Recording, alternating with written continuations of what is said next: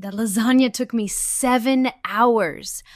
I can still feel the ache in my lower back from standing at that counter, layering sheets of fresh pasta I'd rolled by hand. The dough had clung to my fingers, soft and slightly tacky, dusted with flour that settled into the creases of my knuckles. My shoulders burned from stirring the bolognese for 3 hours straight, watching it reduce into something thick and rich and perfect. By hour 5, my calves were cramping. I kept shifting my weight from foot to foot, the kitchen tile hard and unforgiving beneath my worn sneakers. Maeve had asked for that lasagna. My daughter, turning 9, had looked up at me with those serious brown eyes and said, "Mom, can you make the special lasagna? The one Grandma taught you?"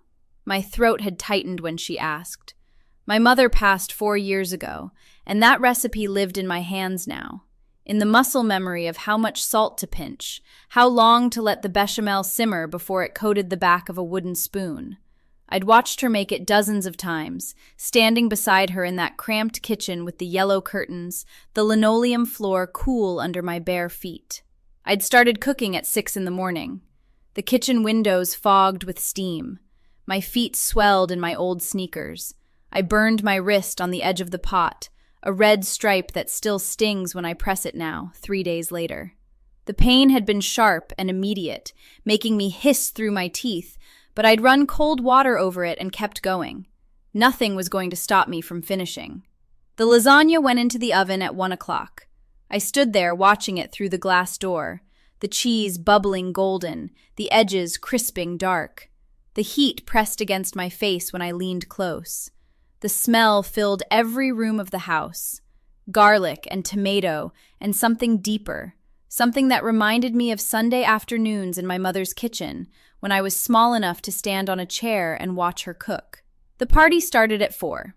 Family only. My husband Theo, his brother Derek, Derek's wife Janine, their kids, my sister Paula, and her husband. 12 people total. I'd set the table with the good dishes, the ones with the blue flowers that my mother had given me when I got married. The porcelain was cool and smooth under my fingertips as I arranged each plate. And then Theo asked if I could run to the store. "We're out of the sparkling cider," he said. "Maeve's going to be upset." My stomach clenched. I didn't want to leave. But Maeve loved that cider. It made her feel grown up to have something fizzy in a wine glass. "Can't you go?" My voice came out tighter than I intended. Derek just pulled up. I should help him unload the presents. I wiped my hands on my apron. The fabric was damp with sweat. "Fine, 20 minutes. The lasagna needs to rest anyway. Don't touch it." "Of course." Theo kissed my forehead. His lips were dry and warm. I grabbed my keys. The metal was cold in my palm. The store was packed. My heart beat faster as I waited in line, watching the clock on my phone. 15 minutes turned to 25. A woman ahead of me argued about a coupon, her voice sharp and insistent, while the cashier's face went red. My jaw tightened until my teeth ached. I could feel my pulse in my temples. When I pulled back into the driveway, something felt wrong. I couldn't name it at first. Just a heaviness in my chest, a tingling in my fingertips. The front door was open. Voices spilled out, louder than they should have been. And underneath the voices, a smell. Cardboard and grease. Pizza. I walked inside. The sparkling cider bottles clinked together in the bag against my hip. The kitchen stopped me cold. The lasagna dish sat on the counter, empty, scraped clean, just a few orange streaks of sauce clinging to the white ceramic. Around it, the scattered evidence. 3 pizza boxes from Domino's, one already half gone, grease stains spreading across my mother's tablecloth. The white linen she'd embroidered herself, now spotted with orange circles of oil. My hands went numb. The bag slipped. Glass shattered at my feet, cider foaming across the tile, soaking into my socks. "Huh?" I heard myself say. "What?" Derek appeared in the doorway. My brother-in-law, with his receding hairline and his polo shirt stretched tight over his gut. He had a slice of pizza in his hand. Pepperoni.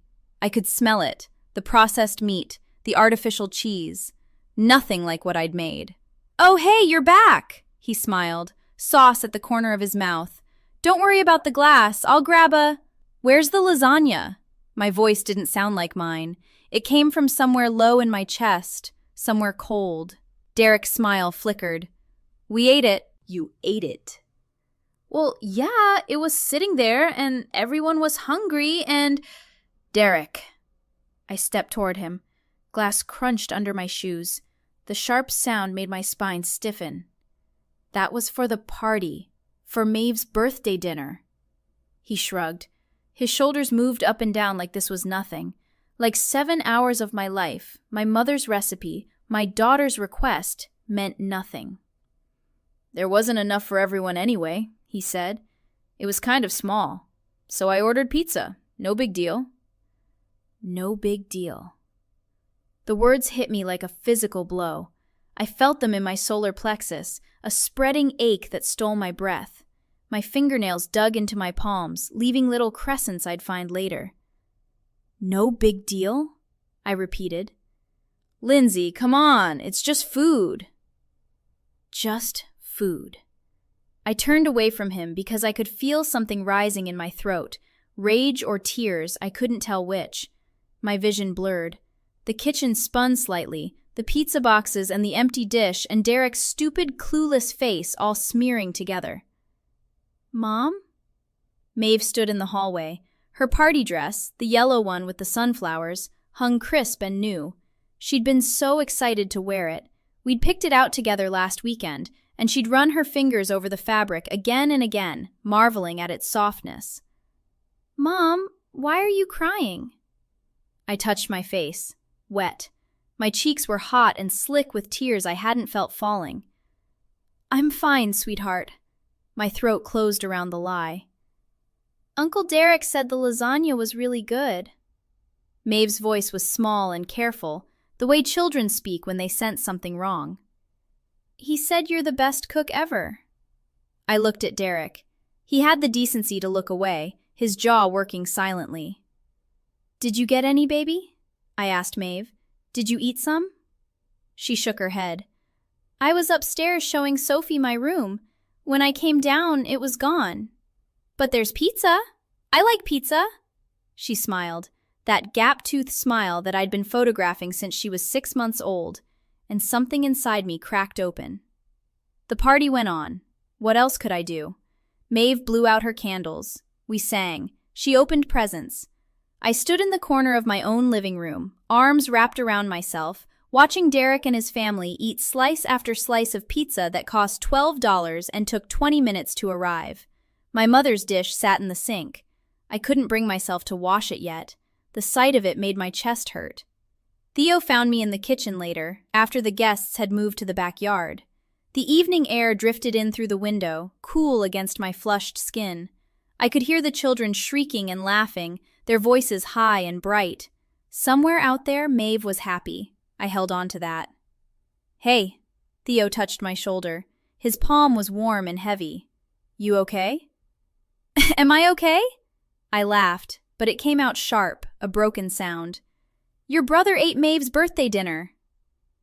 I know, I'm sorry, I didn't realize. Didn't realize what?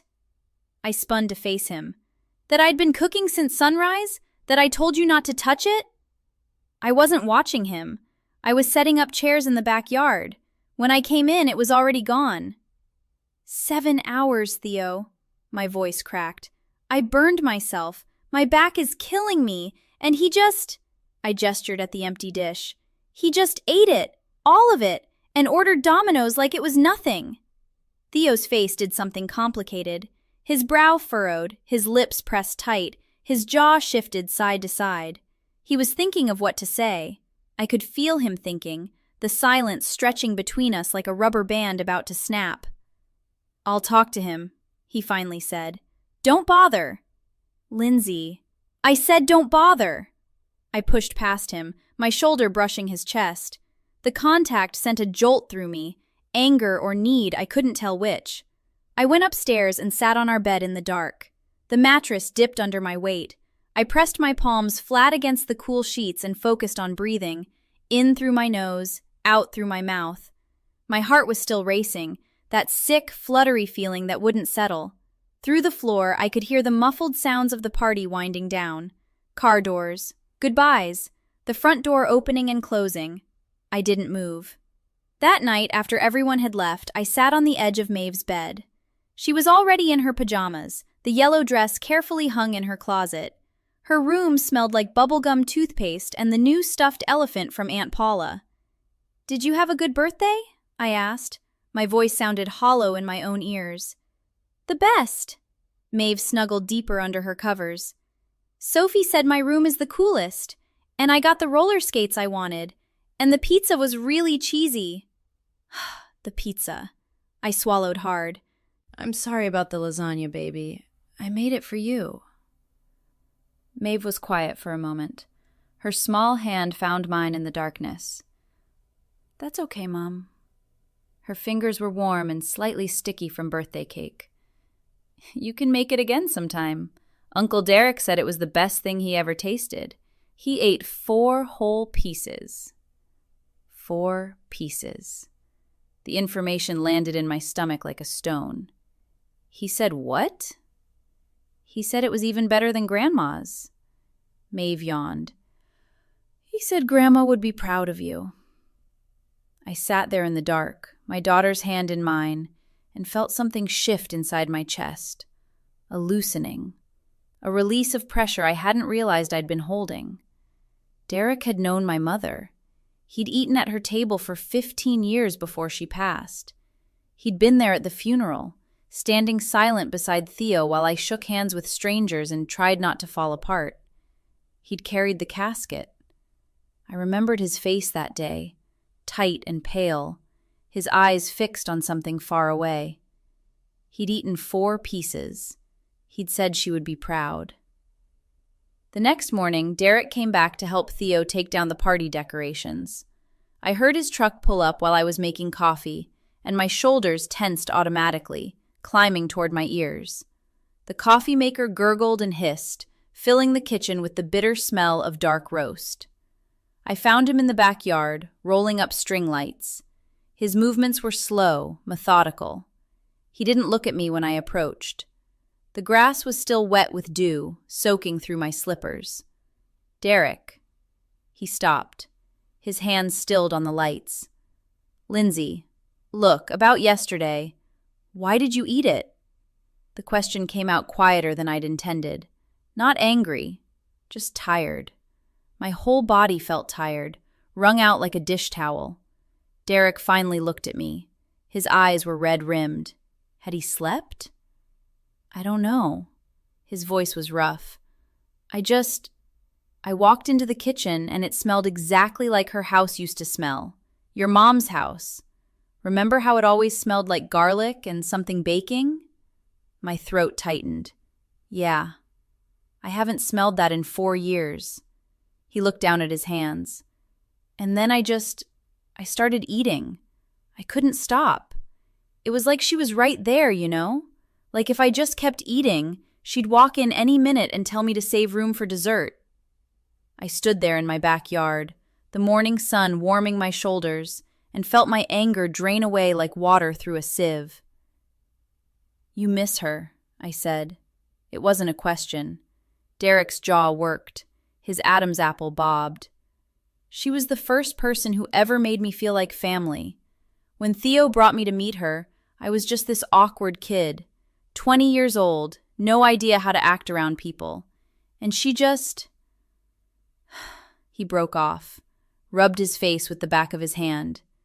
"She handed me a plate of lasagna and said, 'Eat, you're too skinny.' That was it. I belonged." My chest ached, but differently now, a softer kind of pain. "I should have saved some for Maeve," his voice cracked. "I know that. I got caught up in, I don't know, remembering. I ordered the pizza because I thought I could fix it, make it okay. But that was stupid." "It was stupid," I agreed. He flinched.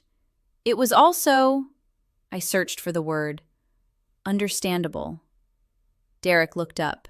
His eyes were wet. "I'm sorry, Lindsay, really. I didn't think. I never think." "No," I said. You don't. But there was no venom in it, just truth. Just the simple fact of who Derek was. Impulsive, thoughtless, hungry in ways he didn't understand. I thought about my mother's hands, brown and weathered, dusted with flour. I thought about the way she'd welcomed this awkward young man into her kitchen, no questions asked. I thought about what she would do right now, standing in my place. She would have been angry, too. She would have let him know it. But she also would have found a way forward. "Come inside," I said. "I'll teach you how to make it." "What?" "The lasagna. Mom taught me. I'll teach you." Derek stared at me. His mouth opened, closed, opened again. His hands hung at his sides, string lights forgotten. "Are you serious?" "The sauce takes 3 hours." I turned toward the house. "We should start now if you want to learn." We cooked together that morning. Theo wandered in and out, watching us with a puzzled expression. At one point, he caught my eye and raised his eyebrows, silently asking if I was okay. I nodded.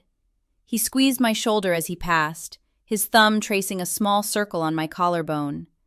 Maeve sat on the counter, her legs swinging, telling us about her new roller skates and how she was going to learn to skate backward before Sophie did. By noon, we had something. A smaller lasagna, imperfect, listing slightly to one side in the dish. Derek stood over it with an expression I'd never seen on his face before. Wonder, mixed with grief, mixed with something like hope. My mother would have liked that, I think. The idea that her recipe would keep moving forward, taught from hand to hand, remembered through taste and smell, and the particular ache of standing at a stove for hours. She would have liked Derek's clumsy efforts, his singed fingertips, his determination to get it right.